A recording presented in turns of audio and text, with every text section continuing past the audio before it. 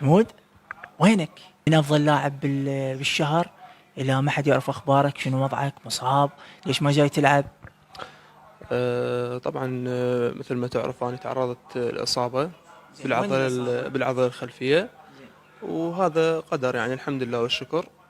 وين باي مباراه تعرضت لها؟ لا، قبل بداية الدوري ب3 أيام كان تعرضت للإصابة بالعضلة بالتوقف الخلفية. اللي صار في المنتخب إيه، الخليجي. بالتوقف. وتعرضت لإصابة يعني كانت شبه حادة بالعضلة الخلفية. بديت تأهلت كامل، وهاي كان احتمال أكو غلط بالتأهيل. فدخلت للتدريبات. أثناء التدريب حسيت بها انه اكو شد قوي، فخرجت واستراحت، اخذت تقرير مرة ثانية، دزيت لبنان. قالوا اصابتك طولها لمدة، اذا بيروت تطول 10 ايام. 10 ايام هذا تاهيل؟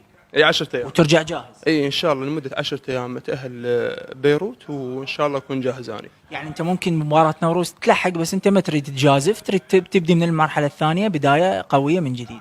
اكيد احنا هاي المباراة اللي راح الاهم كان مباراة الطلبة والزوراء.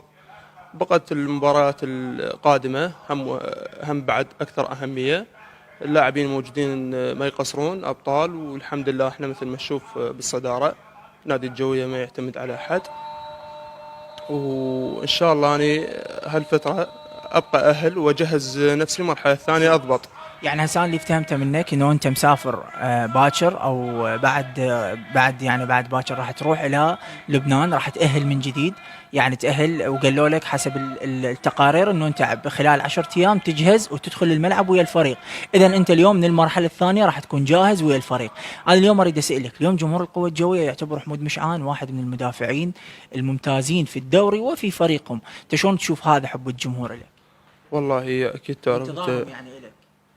أكيد تعرف هذا الشيء مو هين. ولا أجي من فراغ، من تعب وجهد، والحمد لله والشكر تكتسب محبة جمهور مثل جمهور الجوية. جمهور عريق وجمهور كبير، هذا شرف إلي. رغم التخبطات اللي صارت في نادي القوة الجوية، لكن الفريق بقى متماسك لحد ما تصدر الدوري. شلون تشوف هذا الموضوع؟ والله أكيد هاي تحسب للاعبين والكادر التدريبي. تعرف أنت اليوم إحنا لعبنا أكثر شيء مثل ما تقول لعبنا للشعار. يعني مرينا بظروف ومرينا بأيام صعبة، بس الحمد لله والشكر يعني الجمهور يستحق هذا الشيء. ان شاء الله راح نشوفك المرحلة الثانية جاهز 100%. الله بإذن الله. المرحلة الثانية إن شاء الله 100% أنا جاهز. شنو توعد جماهير الصقور؟ إن شاء الله هاي السنة دوري وكأس.